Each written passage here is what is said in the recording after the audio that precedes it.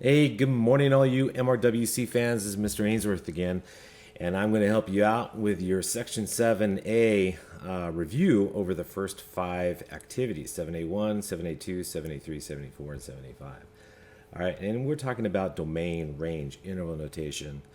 We're talking about where the function is either continuous or discontinuous, otherwise known as undefined.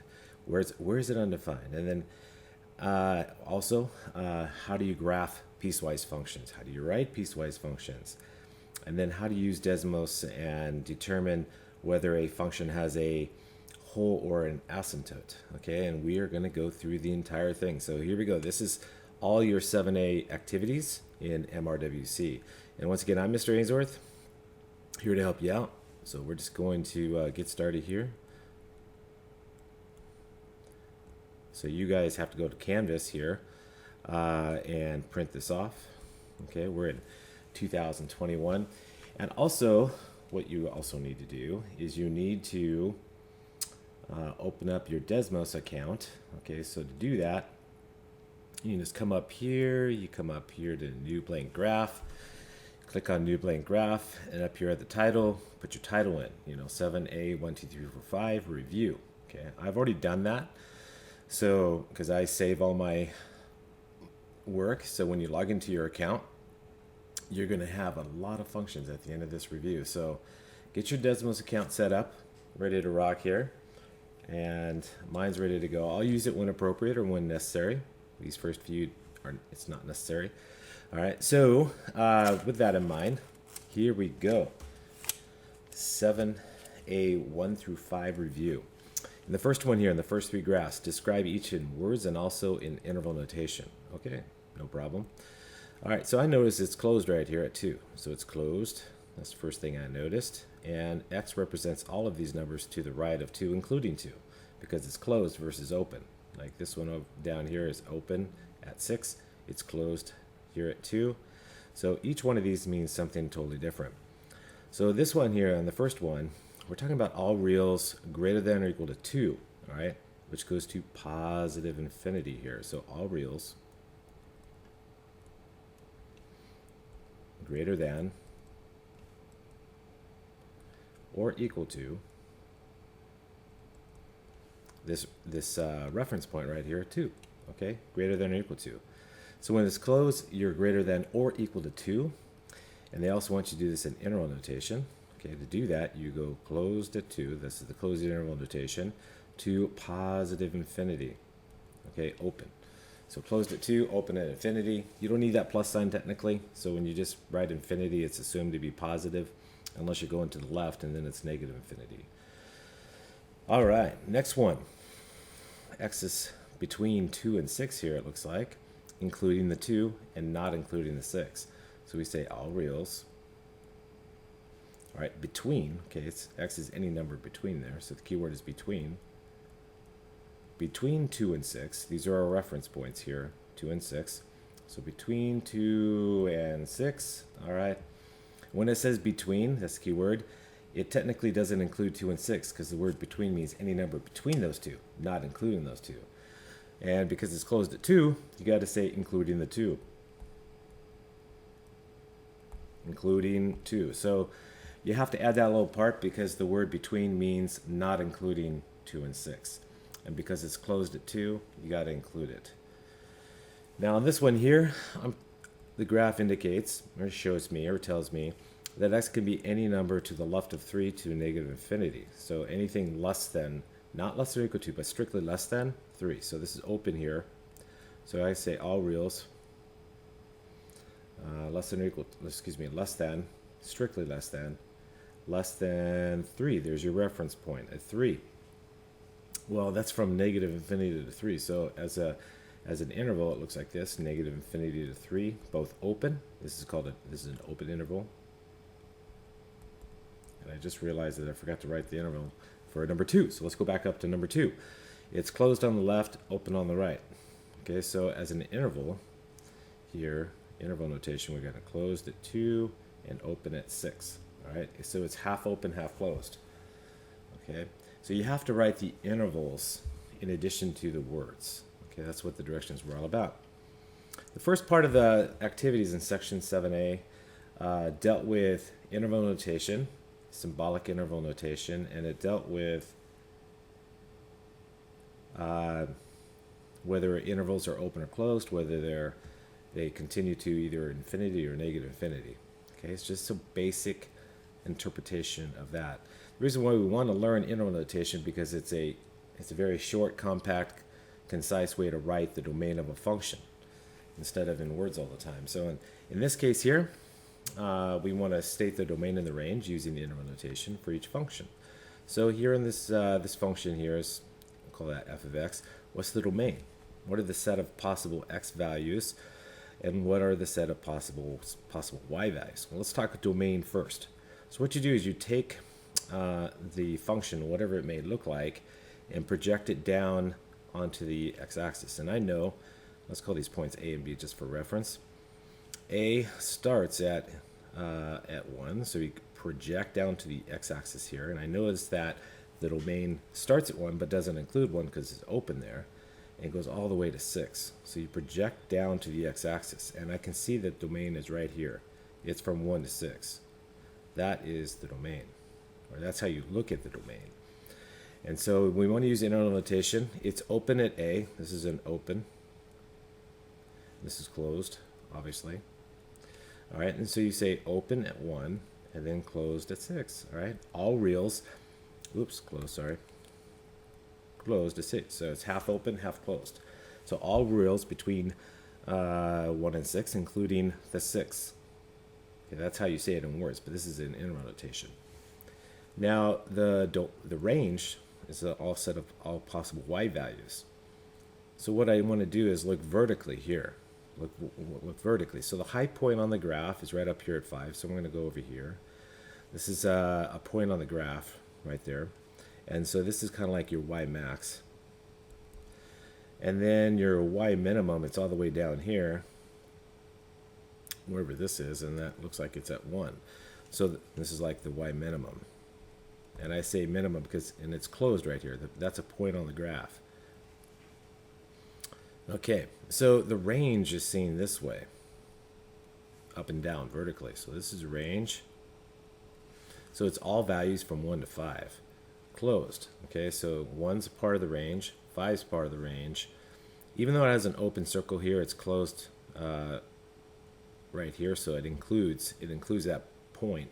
You know, that number there is between 4 and 5. Don't know exactly what it is, but it includes it because that point is on the graph over here, even though there's an open value there. All right, so here it's a closed interval from 1 to 5. Okay, closed interval from 1 to 5. All reals from 1 to 5, or all reals. Yeah, you can say all reals from 1 to 5 inclusively, meaning that it includes them. That's why it's a closed interval. Okay. Now on this one right here, this one to the right here, notice it hits the end of the window frame. Okay, and so because it hits the end of window frame, that implies that it continues forever.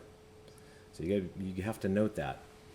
Okay, so when you deal with a domain, which is the set of all possible x values, you project it to the x-axis. So I'm going to go up to the x-axis here. All right, and I see this is -1. So at point A here, the domain starts at -1 and it's closed. Okay, that's where you start your domain.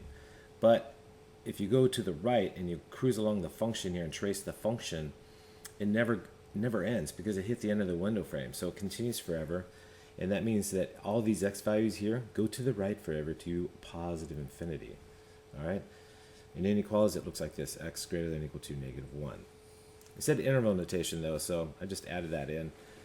You don't need to write the inequality down, but you have to understand what that means, okay? This is a closed interval on the left, but open on the right because you can't contain infinity.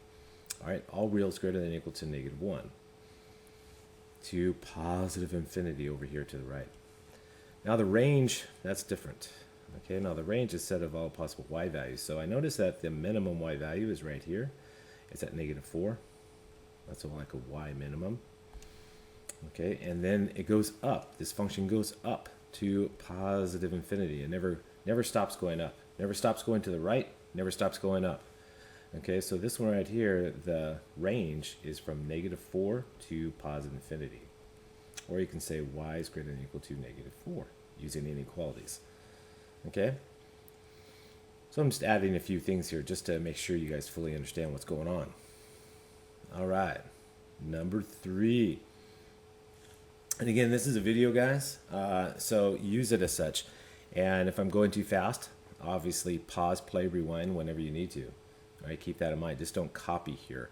Okay, you want to fully understand what's going on. So if you have to listen to it once or twice, okay, rewind the video and use it. Now the number 3 here, the following intervals, these are intervals, represent some domain of some function. Okay, we don't know what it is, but it does matter. Explain in words what the domain is, and then show the domain on the real number line. Okay, so here we go. This is an extension of what we just did, but it's basically backwards. Okay, so this one here, this is all reals between -2 and 8, and including -2 and 8, or you can say all reals from -2 to 8 inclusively. So all reals from -2 to 8. All right, and I'm going to use the word inclusively, which means it includes these because it's a closed interval. This is a closed interval. So I'm going to say inclusively, which means we're including the endpoints. Okay?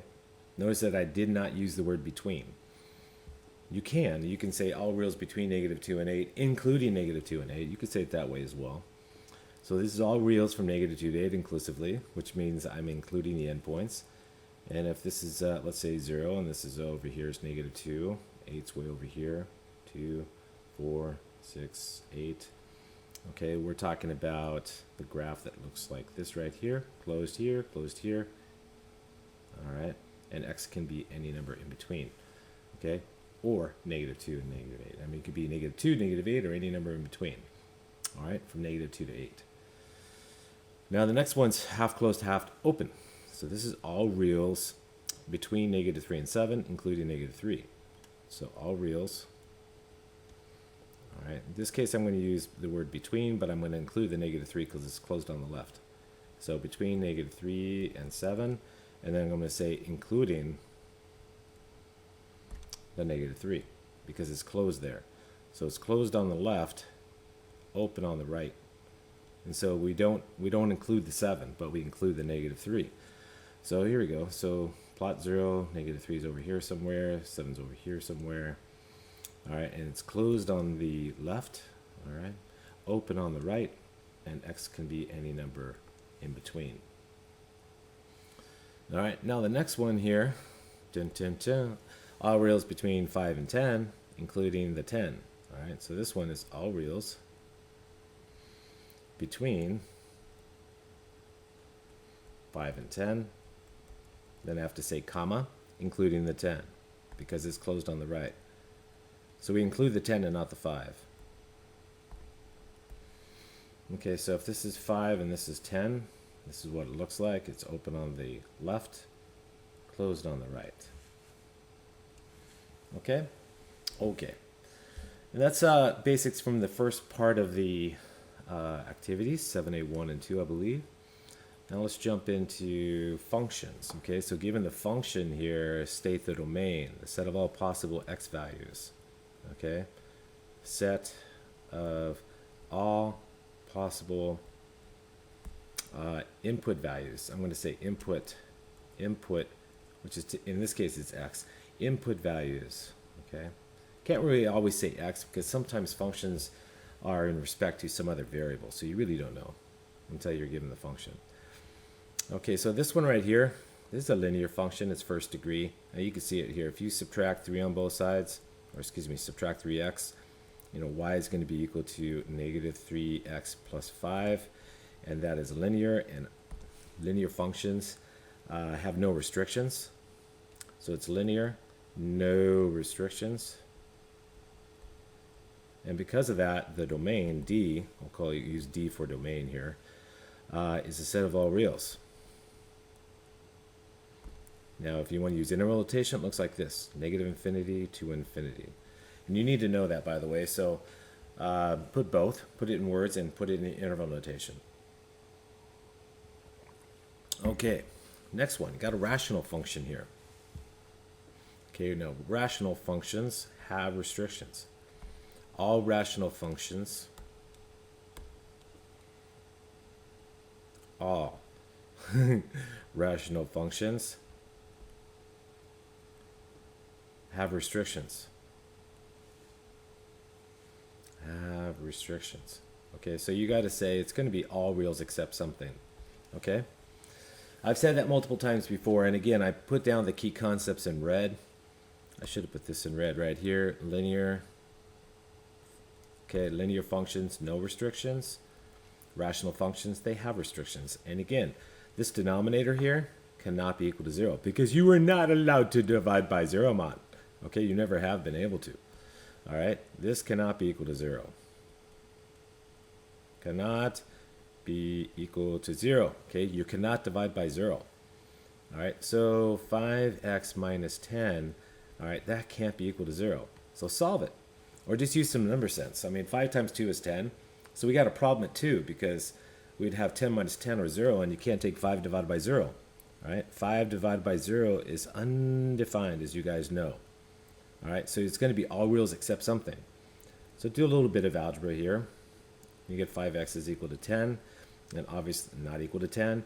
And then if you divide by 5, you get x's can't be equal to 2. So all reals except 2. So the domain, D, okay, all reals except 2. Okay, the way to write that is simply except 2. Let me see.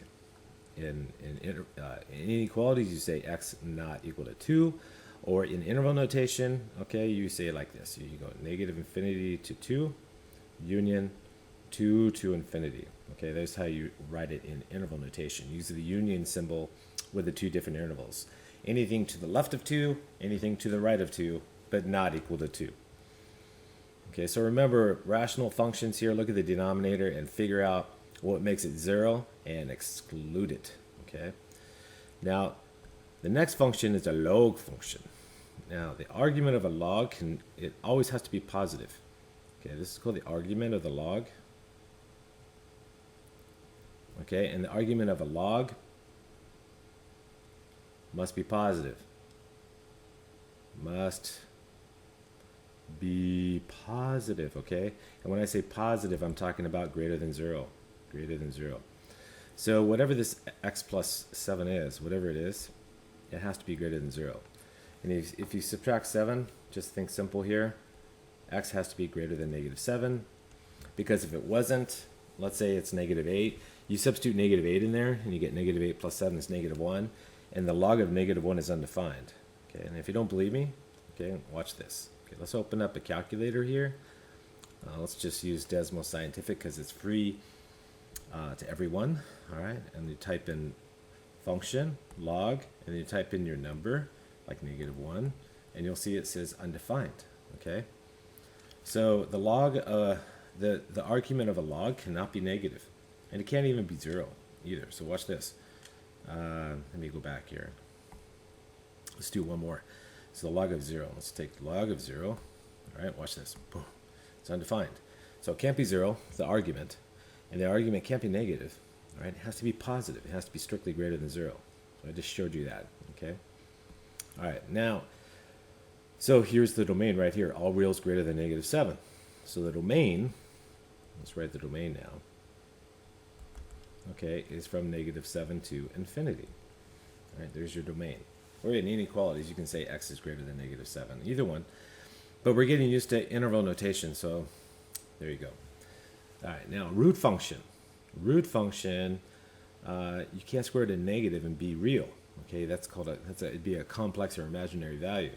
So because of that, guys, this expression here inside the root, okay, it has to be greater than or equal to 0. It has to be greater than or equal to 0, or equal to 0. Okay, so you say, okay, whatever that is, x minus 4, it's got to be greater than or equal to 0, and you solve it. Okay, and that's simple. You just add 4. And so x has to be greater than or equal to 4. Or in interval notation, 4 to infinity. Okay, and that is the domain. So I just gave you a little review on log functions, square root functions, rational functions, linear functions. Okay? Okay. Number 5, a little factoring here. Factoring is important in the next set of problems. So let's do a little review here.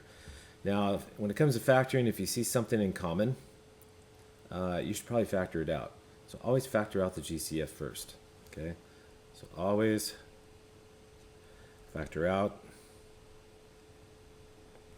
a common factor. It's called the GCF. So I notice both of these are divisible by 2, so I can factor it as 2 times, all right, something. Now I know that 2 times x squared is 2x squared, and you got to figure out what you multiply 2 by to get to 192. And if you're not good with multiplication, okay, just take 192 divided by 2. Watch this. Boom. Okay, that's 96. Oh, you know what? Never mind. You know, that's I got to change this. That's not a good number there. So, oh, it's a typo. It's supposed to be 162. Okay, let's change this. 162. So 162 divided by 2. That's what sorry, there was a typo there. I'll change it for you guys on your copy here. So let's go back here. Let's type in 162. You'll see why. Divided by 2 and you get 81. Okay, there was a little typo there. So on your paper though, it should be 162. And if it's not, change it. Okay, so you got to fix that. So this is going to be 2 times 81. All right, and guess what? That is a difference of squares, people. All right, this is a difference of squares. All right, so let's factor that. It gets factored. Now, a difference of squares looks like this right here. It looks like 2 times x squared minus 9 squared. 9 squared is 81. And when you factor a difference of squares, it gets factored as a sum and a difference. So x plus 9 times x minus 9. All right, it's called a difference of squares. Now okay, and just so that you guys know, let me just date this one right. This is a review, so I'll put this in. Okay, a squared minus b squared is always equal to a plus b times a minus b. That was a difference of squares. So look at the structure of things. If you see that, it always gets factored into 2 binomials, a plus b times a minus b. Now this one, totally different. Now x cubed minus 8 is actually a difference of cubes. Okay, so this one is a difference of cubes. Why? Well, because this is actually equal to x cubed minus 2 cubed. All right, now that gets factored as x minus 2 times, and then I square the first, I get x squared. I change the sign. I'm going to change it, go from a minus to a plus. So change the sign. You multiply the 2, you get 2x, and then you square the last to get 4. Okay, so here you square.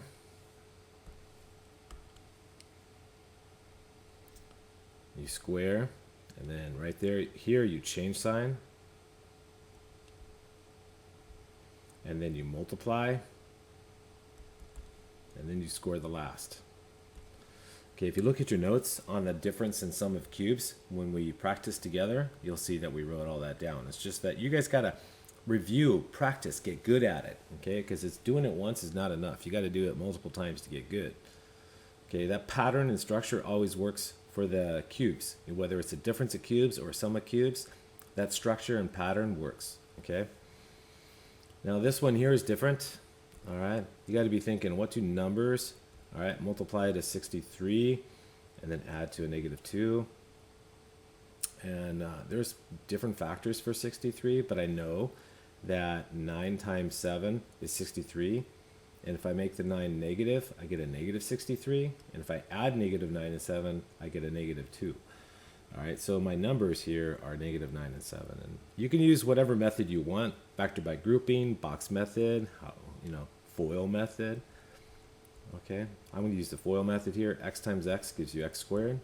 First times first gives you first term. That comes from FOIL.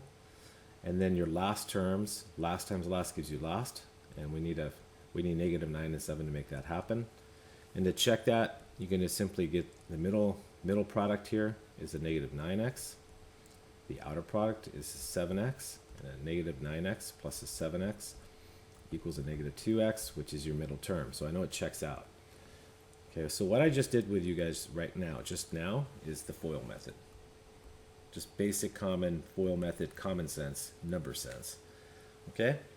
Like I said, you can use a box method, factor by grouping, whatever you guys want to do. Okay? Okay, now let's talk about holes and asymptotes. Here are the key concepts. If you can factor and simplify a function, then the function has what's called a removable discontinuity and a hole, wherever it's undefined or discontinuous. If you cannot simplify a function to remove the discontinuity, then the function has a vertical asymptote at the point where it's undefined.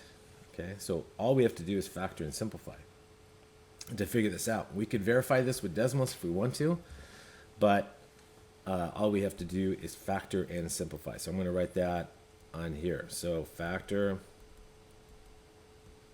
and simplify. Or at least try to. Okay? All right, so here we go. Let's factor. So we're going to try to factor this trinomial here and see if they have any common factors. So here I see that I need two numbers that multiply to negative 12 and add to a negative 1 in the middle term. And again, you could use box method, whatever. Okay. I know that 3 times 4 is 12, but I need a negative, so one of these terms has to be negative. And I know they have to add to negative 1, so I'm going to make the bigger one negative. Okay, so here, this is going to be x plus 3 times x minus 4. And notice that the x plus 3 in the numerator and the x minus 3 in the denominator are different. These do not cancel out. Okay, no factors cancel out. So here, the key on this one here, no factors. Okay, these are called factors. The x plus 3 and the x minus 4 and the x minus 3, they're called factors. No factors cancel out.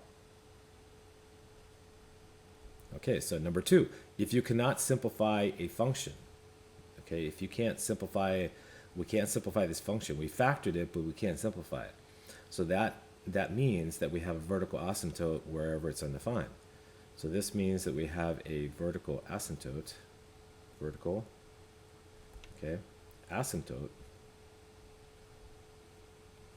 okay, where it's undefined. It's undefined at 3 because 3 minus 3 is 0. So we say at, okay, at x equals 3.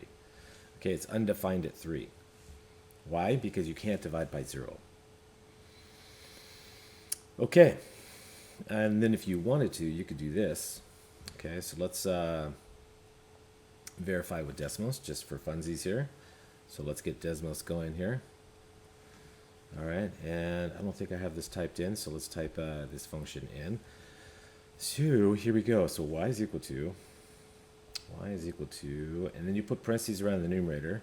So x squared, all right, minus x, and then minus 12.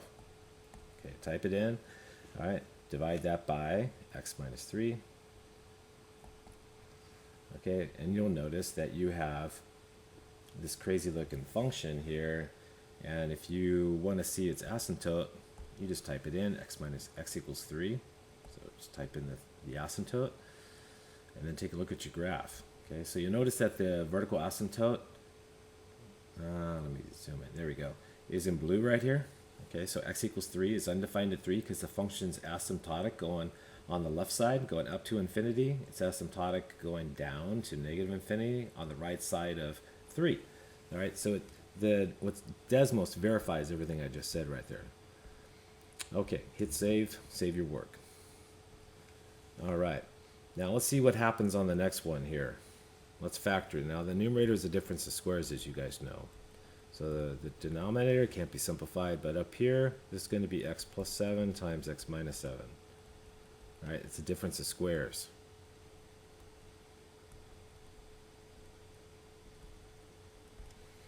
Okay, now notice x plus 7 divided by x plus 7, all right, is 1, all right, and our new function, h of x, is equal to x minus 7. It's a linear function.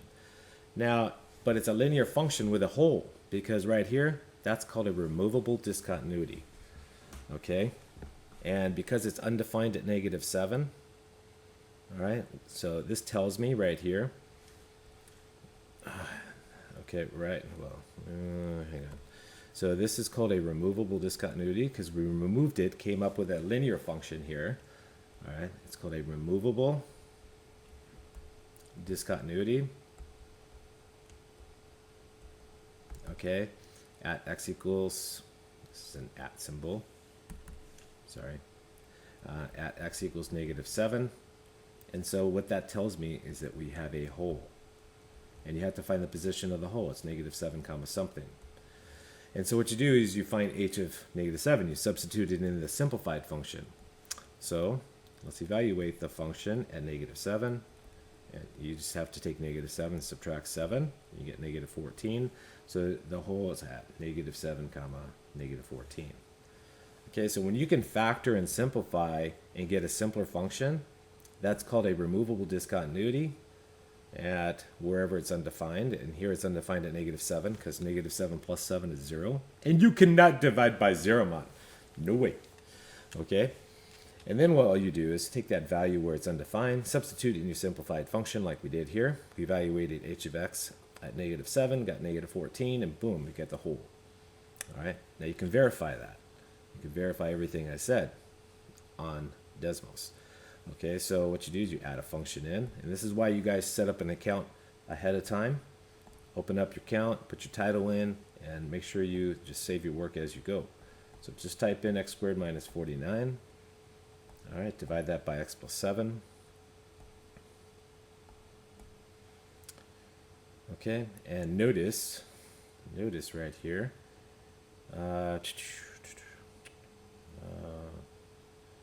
Okay, so where's -14? So -14 is over here somewhere. Or excuse me, -7 is over here. So we cruise along the function here and stop at -7. Okay, let's see if I can do that. Oh, right there. You see that? It's kind of hard. There we go. So Desmos says it's undefined at -7. There's actually a hole there. Okay. And if you want to determine, you want to show the hole in Desmos, you just type in the number here. You type in the point. Now we found the hole at -7 comma -14. So here we go. You type in the point. Okay, so you go parentheses here, -7 comma -14. Okay, close it off, and then come over here to show where that point is and make it open. It's got to be open, right? So hold the cursor down. You'll see this. Make it open, and so you can see where the hole is. So once again, it should be undefined right there. Look at that. It's undefined at -7 because you can't divide by 0, as I keep on saying. Okay, so let's get back to our lesson here. And let's finish up on this one. Here we have a third function. We have this x squared minus x minus 20 divided by x minus 5. The question is, what is this factored? So let's factor this guy. Okay, so we need two numbers that multiply to -20 and add to -1. I know that 4 times 5 is 20, but I need to add them. I need to make it negative. So one of these numbers has to be negative. But when I add 4 and 5, I got to get -1. So make the bigger number negative. 4 plus -5 is -1. So when you use the FOIL method here, x times x gives you x squared. Remember, I'm using simple common sense and FOIL method here. X times x will give you the x squared. And then last, L stands for last. Last term times last term gives you last term. Right? So 4 times a -5 will give you that -20. So notice here, boom, notice that these simplify here. X minus 5 divided by x minus 5 is 1. Anything divided by itself is 1. So now my function looks like this. It looks like a linear function again. Okay, and so that's a linear, all right, but it has a hole in it. So this is called a removable discontinuity. So now we have a removable discontinuity at 5. So removable discontinuity. And they call it removable because you cancel it out. You remove it from the function. So it kind of looks like it's not there anymore. But it actually is. It's a hole. So it's a removable discontinuity, all right, at x equals 5. And so that tells me that we have a hole at 5 comma something. And so I need to find, I need to figure out what the y value is. So I substitute 5 into the simplified function. I get 5 plus 4 or 9, so my whole is at 5 comma 9. Okay? And then you can verify that with Desmos if you want. All right, that's number 6. Okay, factor and simplifying to determine where the whole is or the asymptote. Okay, if you can't remove the discontinuity, you have an asymptote. If you can remove it, you have a whole. Okay, that was found out through one of our previous activities. Okay, next one, we have a piecewise function. And we want to write the piecewise function first. This has 3 pieces, obviously, so piece 1, piece 2, piece 3. We want to label the slope and the y-intercept. We already quizzed on this, so you guys better do it this time and justify your thinking. Okay, so label the slope and the y-intercept for each piece. So this is piece number 1, 2, 3. All right. So we got to figure out what the function is, and then on the right we're going to write down its domain. And remember the window frame convention. So I noticed that the first piece of the function goes to the upper left. It hits the end of the window frame, so we're going to, if this continues to the upper left. Okay. I also noticed that the slope is -1. So you go down 1, right 1. All right. So the slope is -1 over 1, which is -1. So this is a linear function. And as you guys know, linear functions look like y equals mx plus b. And then the question is what is its y-intercept? So you want to just continue this down. So you just go down 1, left 1. You just continue. Look, watch this. No. Oh my gosh, look at that. It hits right here. So right here, b is equal to 0. This is called the y-intercept. Okay, b equals 0 here. So I know that for this first piece of the function here, it's y equals -x plus 0, or simply y equals -x. Okay, so that goes here, -x. On this interval, now the interval right here, notice at this point right here, let's just call it a just for reference. All right, it starts at -5. And then the domain is from that point to -infinity, or from -infinity to that point. So what I say is at that x here, any point on that value, or any point on that function right there has to be less than, strictly less than -5. Okay, because it starts at a and then goes to the left, so it goes to -infinity. Okay, or strictly less than -5. That's the first piece. Now the second piece is horizontal, and I noticed that this horizontal piece right here is at height 3. So I know it's a constant function right here. It's called a constant function. Constant linear horizontal function.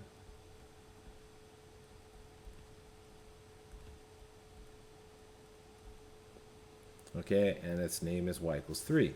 Remember, this f of x is just the same thing as y. So y equals 3 there. It's constantly 3. Now it's closed on the left, open on the right. So it's going from -5 to -3. So -5 less than or equal to x less than 3. Excuse me, -3. Notice that I put less than or equal to here. Okay, so it's between -5 and -3, inclusively at -5, closed. So it's closed on the left, open on the right. And then this third piece here, this third piece is linear as well. All right, so we got to find the slope.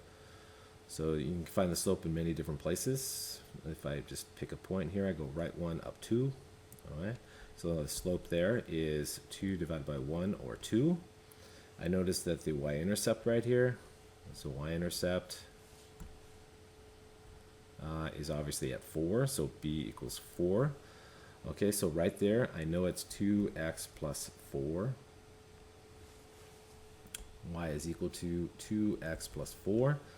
So, and it's defined from -3 to, let's see, let's call this point C right here, and this one D.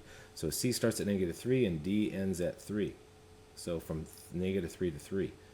and it's closed on the left. So negative 3 less than or equal to x less than, excuse me, strictly less than positive 3. Okay? Because it's closed on the left, open on the right. So it's closed here. It's open here. Okay? So it has well, they're all three linear actually. Just one's constant, so horizontal. The other two, the first piece has negative slope, the second piece has positive slope. All right, that's 7a3, by the way. Okay, so if you want to refer to 7a3, be my guest. Okay, there's your that's the when we did all this prep work and all our work in our activity. 7a3. Now the second question, question 8 here. I give you the function, you have to graph it. Okay. So here we go. So my first piece.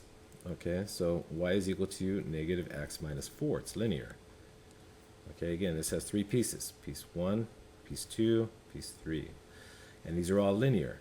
And we've got a domain on the right, and the function is on the left. So y equals negative x minus 4. Let's get a table of values, just some points here. It starts at negative 6, and it goes to negative 3. So I'm going to substitute negative 6 and negative 3 in the table, and then I'm going to connect them because it's a linear function. You only need 2 points. Okay, so what is negative 6? Excuse me, negative of a negative 6. So negative of a negative 6, and then minus 4. Well, that's 6 minus 4, or 2. Here, this is a negative of a negative 3. All right, minus 4. That's 3 minus 4, or negative 1. Okay, so it's going to be open on the left, closed on the right. So this one right here is open. This one's going to be closed. So open at negative 6 comma 2, because again the inequality is strictly less than, so it's open there. And it's less than or equal to negative 3, so it's closed on the right. So negative 6 comma 2, open. Negative 3 comma negative 1, closed. There we go. There's piece number 1. Piece number 2. All right, y equals 4. So if y equals 4, that's horizontal, constant. Okay, so when x is negative 3, it's defined from negative 3 to 3, and it's constantly at a height of 4. So negative 3, open here, and then positive 3, you got to go up here, closed here, and there's a height of 4. Okay, remember, it's a horizontal constant function. This is horizontal. It's a linear function. Notice it's at height 4. And it's defined from negative 3 to 3. Open on the left, closed on the right. So open on the left, closed on the right. Now this next one here, y is equal to 2/3 x plus 3. It's defined from 3 on. So I'm going to enter in 3. So I got to take 2/3 times 3 and add 3. And that's obviously 2/3 times 3 is 6/3, or 2 plus 3 is 5. Okay. So 6 divided by 3 is 2, plus 3 more is 5. So 3 comma 5. So that's where it starts, and it's going to be open here. Okay, so this is open. So 3 comma 5, open. And then it has a slope of 2/3. So I go up 2, right 3. So up 2, right 3. Okay, so this is piece 1, piece 2, piece 2, piece 3.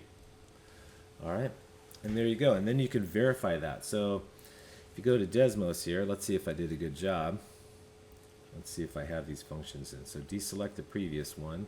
Now you guys are going to have to enter in your functions. So enter in your functions one piece at a time. And let's see here. I think I did this already. Okay, so here's the first piece right here. And then negative 6 comma 2. That should be, there should be a hole there. So I'm going to label that hole, or open. There we go. And then y equals 4. I'm showing you the what the graph looks like here. And then the third piece is here. And notice it just goes continuing over into infinity off to the right. Okay? All right. So there you go. So you can use Desmos here to graph your piecewise function and verify everything you do by hand. We do that all the time in our class, okay? All right, do it by hand, use Desmos to check. And remember, on the quiz or a test, you have to validate your thinking here by setting up a table, all right, for each piece of the function like I did. So remember that. That validates your work and shows me that you're actually doing this by hand versus just copying from Desmos, okay? Desmos is a checking tool, learning tool. It's not used to copy down the function, so just remember that. Okay, this next one here. What's going on? Discuss the behavior of the function as x approaches 3 from the left and from the right. Okay, so y as x approaches 3. So 3, there's an asymptote here at 3, a vertical asymptote. So get your red pen out and draw it in. Okay, so a vertical asymptote at x equals 3. We want to discuss the behavior of the function, okay, the y values. What's y doing or approaching as x approaches 3 from the left and from the right? So let's do this. Okay, so when we're coming in from the left-hand side, right here, as x approaches this target point, let me label this as -3. When x approaches -3, that's our reference point from the left. So from the left-hand side, okay? What's the function doing? Well, the function is the graph, okay? And notice that it's going down, down, down, down, down to -infinity.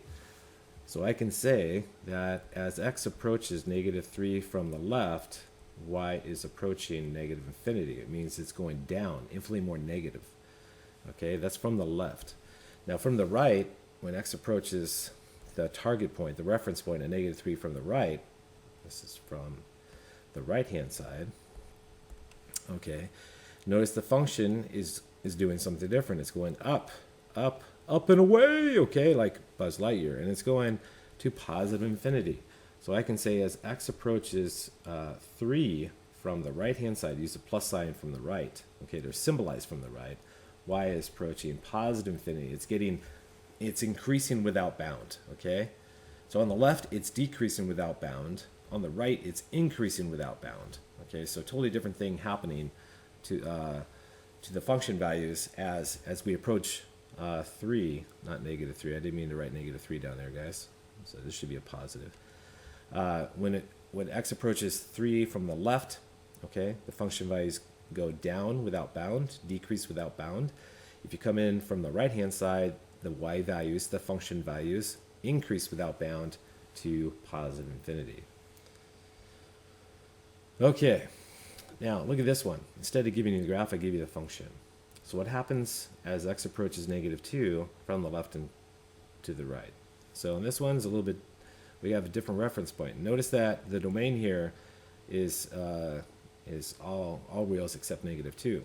So the domain, just so you know, this is why I picked that point. Domain is all reals, all right, except -2. X is not equal to -2 is undefined there. All right, but what's going on here? Well, to do that, to answer this question easily, we can enter the function in. So this is a good time to use technology when appropriate. So deselect the previous ones, meaning turn off your colors. Make sure you save it too, by the way. And then enter the function in. So again, I already have these entered in because I'm the teacher and I gotta set up ahead of time, obviously. But if you haven't typed that in, go ahead and type it in. I'm going to turn on the function here, and notice that it looks like a parabola.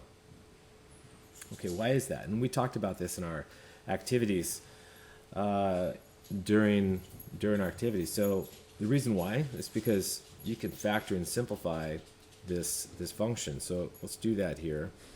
So we can factor out an x squared in the numerator, and we get x plus 2 divided by x plus 2, okay? So now you factor out the x squared, and notice what happens here. These cancel here to 1. The x plus 2 divided by itself is 1. And then it gives us a new simplified h of x, and it's a x squared function. This is called a parabola. But it's a parabola with a hole. Okay, at x equals -2. So negative 2 comma something.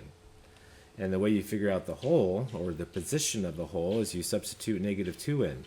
So you evaluate h at negative 2, and you get negative 2 to the second power of 4. So the hole is at negative 2 comma 4. Now, just so you can see that right here, let me go to Desmos here and trace along the graph. Now, if you see right there, see how it's saying it's undefined at negative 2? It's kind of hard to get right there. There you go. All right, it's undefined. So what I'm going to do is I'm going to just show you. Okay, it's got a hole right there. So look at that. Okay, it's got a hole at negative 2 comma 4 because it's undefined there. So what's going on? What is the behavior of the function? Okay, this is the y values now. What are the y values doing as you approach negative 2 from the left and as you approach negative 2 from the right? Well, the hole is at negative 2 comma 4. Notice it is a height of 4. In fact, you know what? Let me do this. Let me just screenshot this here real quick and bring this in so I can annotate it. Okay.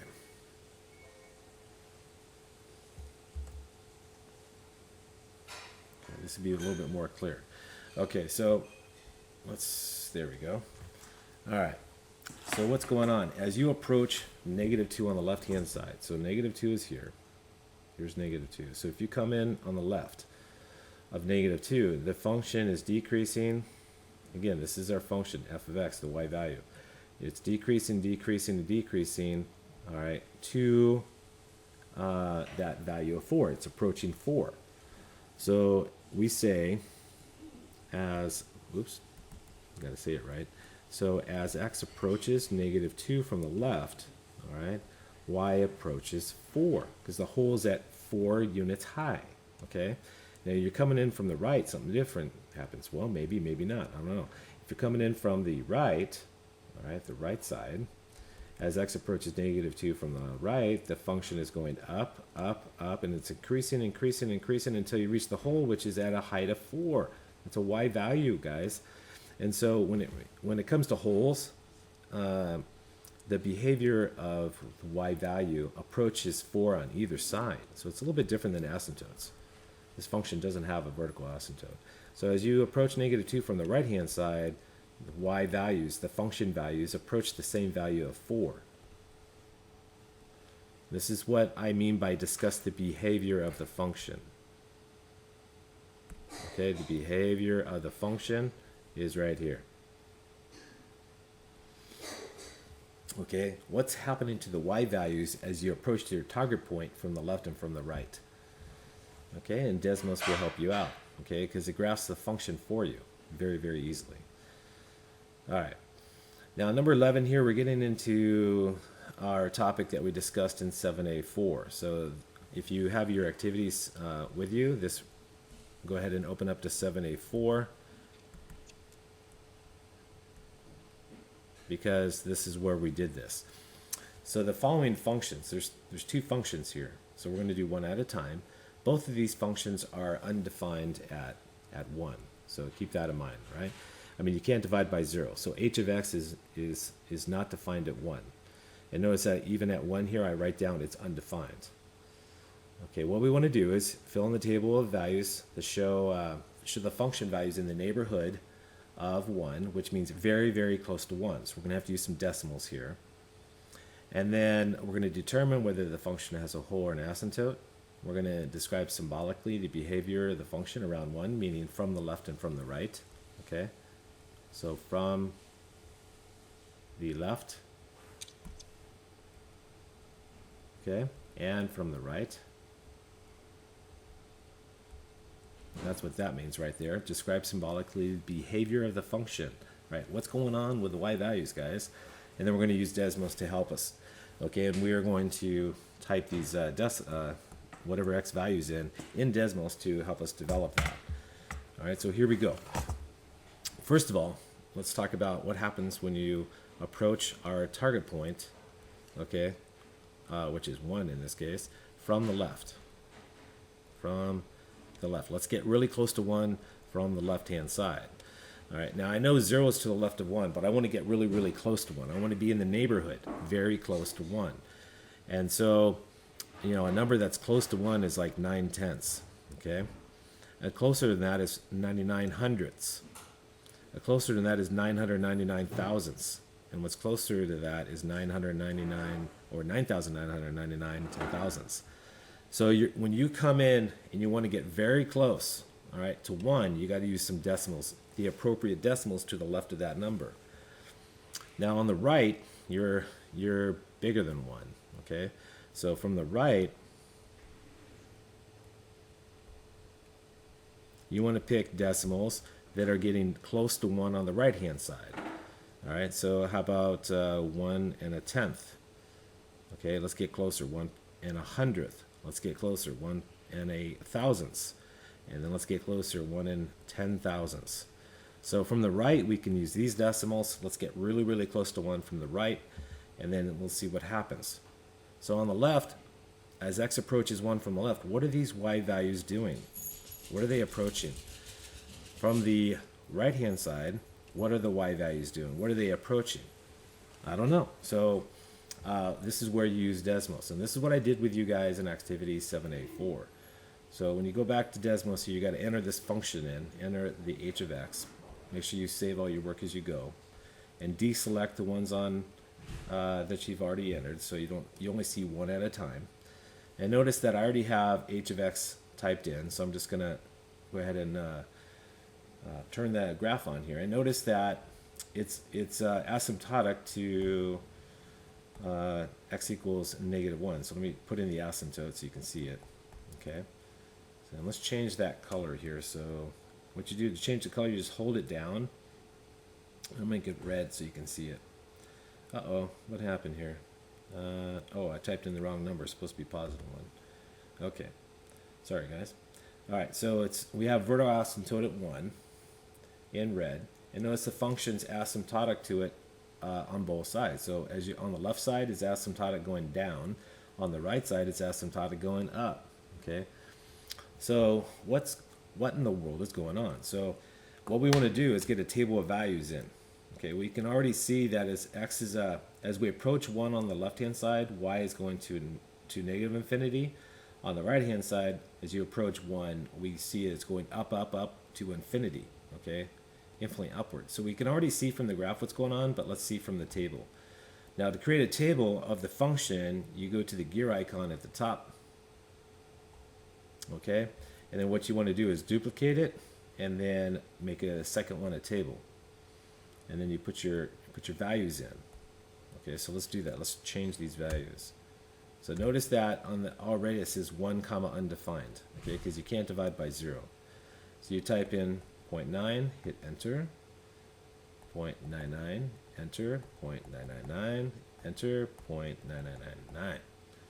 Okay, and I'm going to get rid of the other ones. Okay, so here we go. So now we have 4 points on the left-hand side. Notice that as you get closer to 1 on the left, these y values get more and more negative. Why? Because they're going down to -infinity on the left, guys. The function's going down. Okay, what's happening on the right? Well, let's put some numbers in. All right, 1.0001, enter. 1.001, enter. 1.01, enter, and then 1.1. All right. And so what's happening on the left side? Okay, it goes from 21 to 201 to 2001 to 20,001. So on the right, it's going up to infinity. Okay, as you're approaching 1 on the right, okay, the function's going up to +infinity. That's why these y values are getting huge. Okay, so let me grab this.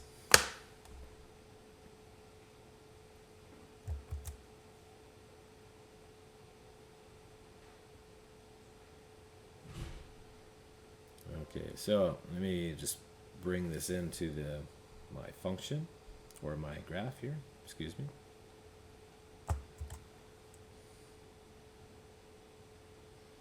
Gotta love this cool technology. Okay.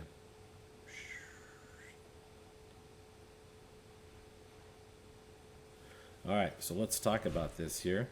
Now, you guys sketch the graph by hand over here. I'm just gonna do what I normally do with these because I'm digital here, I'm just going to screenshot it. Oops, made a mistake right there. Let me try it again. So you guys do, you sketch it by hand, and then just draw your little sketch. Just do a little sketch. It doesn't have to be perfect. Oops. Okay, that's all. Hang on, give you a second here. There we go. So this is what the function looks like. All right.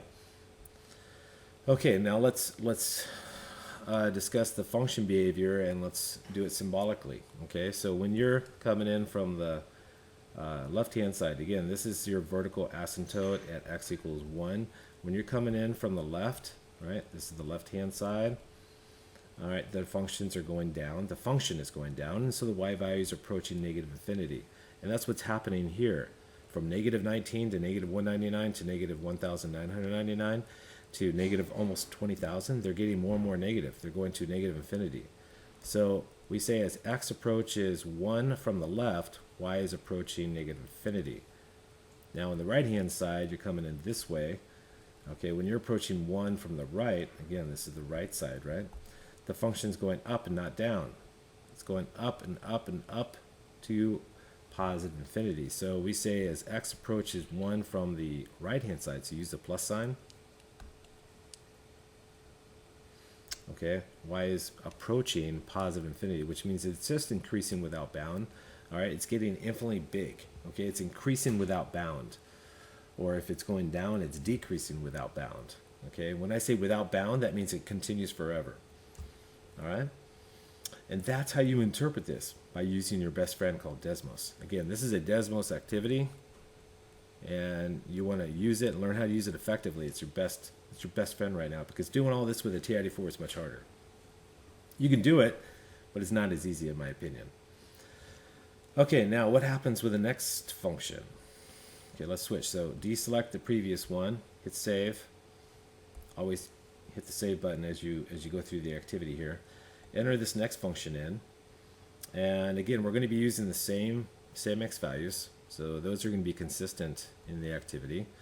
So 0.9, 0.99, 0.999, 0.9999. Okay, that's from the left. Okay, so use the same values here. Okay, and then use the same values coming in from the right-hand side. So we have 1.1, 1.01, 1.001, 1.0001, and so on. Okay, so let's put these values in. So like we did before, let's turn this graph on. Let's take a look at it here. Okay, it looks like this parabola. Wow, why is it a parabola? Well, it's a parabola because you can simplify this function. Okay, so you can factor out an x squared, and you get x squared times x minus 1. And then notice that the factors here, the x minus 1 factors, cancel out, giving you x squared, and that's why you see a parabola. Okay, so we have what's called a removable discontinuity. We have a hole. Okay, this is a hole right here. Okay, this was a vertical asymptote. Vertical asymptote.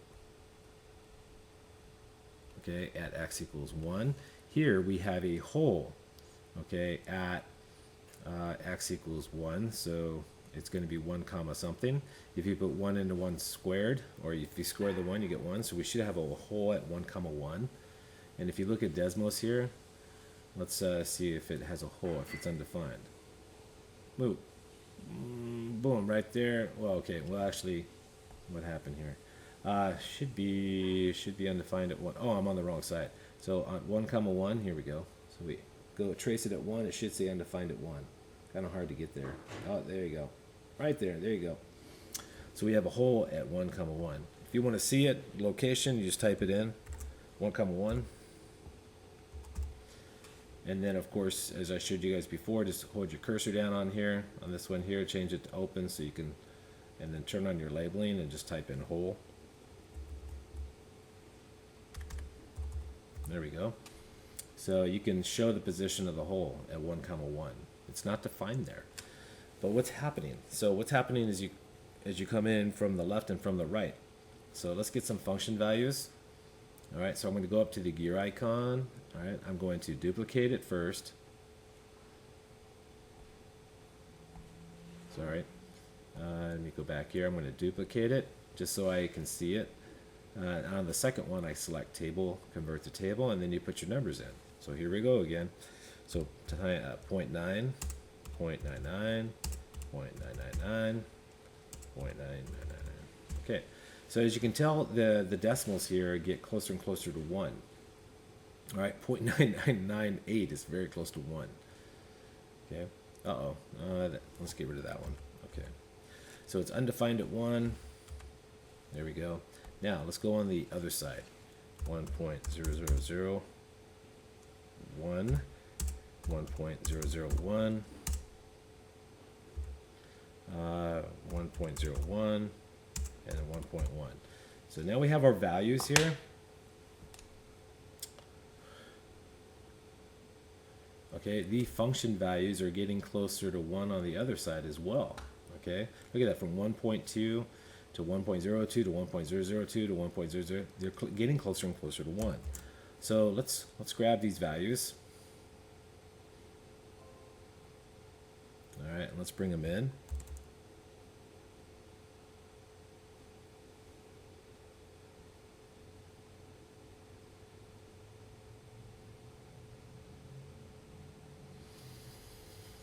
Okay, so we said we have a whole at x equals 1 or 1 comma 1. As x approaches 1 from the left, okay, the y values, these are y values, they approach 1. So we can say as x approaches 1 from the left-hand side, y is approaching 1. On the right-hand side, what's going on? So y goes from 1.2 to 1.02 to 1.002 to 1.00002. Okay, so on the right-hand side, as you approach 1 from the right, y is approaching 1. These decimals are getting close to 1, okay? Because we have a whole situation, not a vertical asymptote. So at this right here, we have a whole, which behaves totally differently. Okay, so when we talk about the behavior, I'm asking you to describe it symbolically. I'm talking about this right here. That's using or describing the function behavior symbolically. This is describe function behavior. This is what I mean by behavior, okay? When I say function behavior, I'm talking about the y values symbolically. Okay? That's what that means, okay? And then, of course, you can sketch the graph. So let me just go grab that graph real quick.